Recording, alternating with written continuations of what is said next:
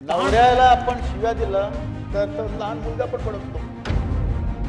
सकाळी आपण लहान मुलाला उठवतो, शाळेत जातो, तर त्यांना काय होतो? राग येतो. ॲस्ट्रोलॉजर पेक्षा सायकॅट्रिस्ट स्वस्त असतात.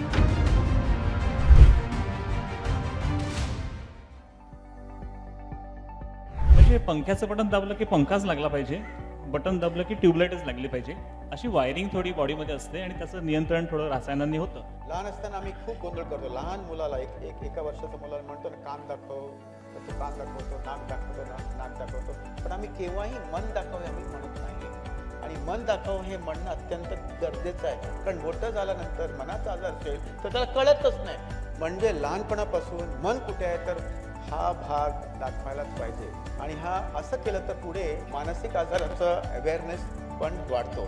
आपल्याला आजच्यासाठी म्हणजे हा 21st सेंचुरीमध्ये लहान मुलांना विचारायचं तुझं मन कुठे आहे तर हा डोकं दाखवायला पाहिजे. तुला दुखते कुठे? इथे, पण मेन स्विच इथे आहे आणि ट्यूबलाईट इथे, हे कळणं अत्यंत गरजेचं आहे. तर मन असं एक सर्कमस्क्राईब ऑर्गन नाही, जसं मनोजी सांगितलंय, पण काही सिस्टम जे आहे मेंदूमध्ये तो मनाचं काम करतो. तर मन कुठे आहे?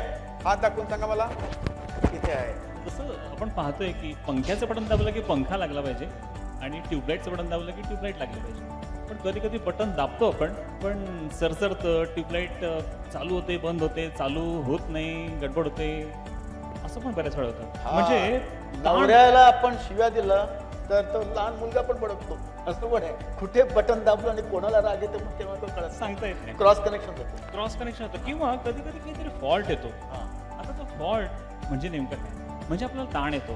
मला वाटतं सर तुम्ही थोडंसं सांगावं की हा ताण येतो म्हणजे काय? हे मन तर कळलं आम्हाला, पण मन म्हणजे भावना, विचार, सेन्सेशन आणि वर्तन. भावना म्हणजे 6 प्रकारची भावना असतात. सकाळी आपण लहान मुलाला उठवतो, शाळेत जातो, तर त्यांना काय होतो?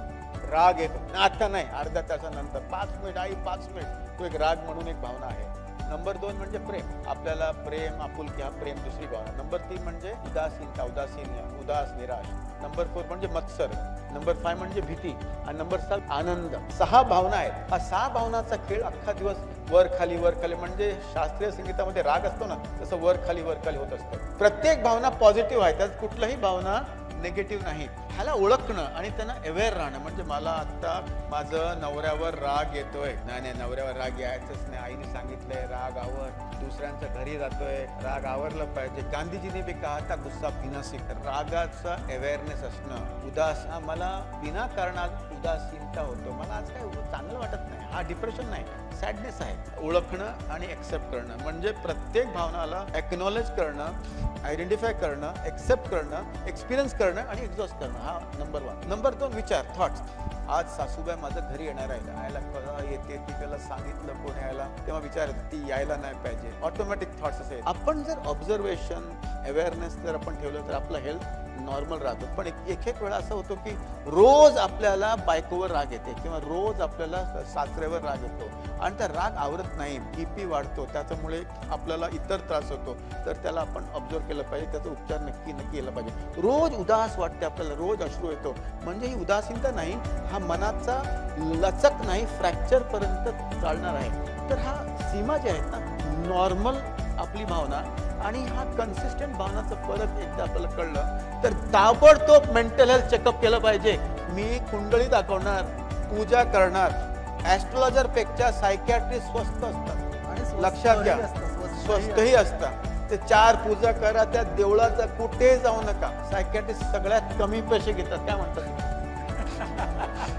आणि म्हणजे असं काय झालं तर पटकन हल्लीचे बाबा कोण? सायकॅट्रिस्ट.